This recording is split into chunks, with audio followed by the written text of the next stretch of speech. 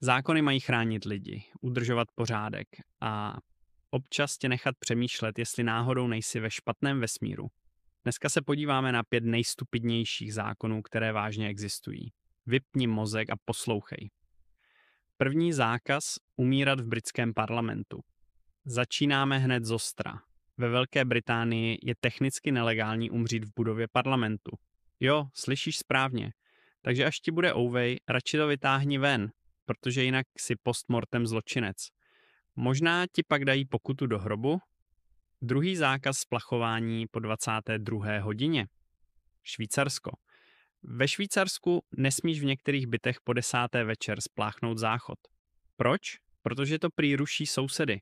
Takže buď se nauč ninja čůrat, nebo drž do rána. Hygiena 0, zákon 1. Třetí zákaz jíst sušenky o nedělích. USA. V některých státech USA, třeba v Ohiu, byl dřív zákon, který zakazoval jíst sušenky v neděli. Vážně. Zřejmě byl pekáč cookies příliš divoký na den odpočinku. Čtvrtý. Zákaz mít víc než jedno dítě. Čína. Tenhle zákon už sice padl, ale roky byl realitou. Slavná politika jednoho dítěte.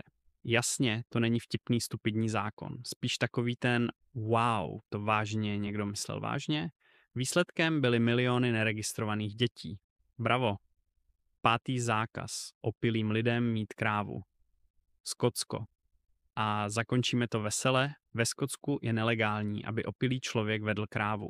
Asi moc krav na párty zničilo vesnice. Jinak si to neumím vysvětlit. Takže pivo v jedné ruce, kráva doma. Pravidla jsou pravidla. Tak co, který zákon vyhrál cenu za největší bizár?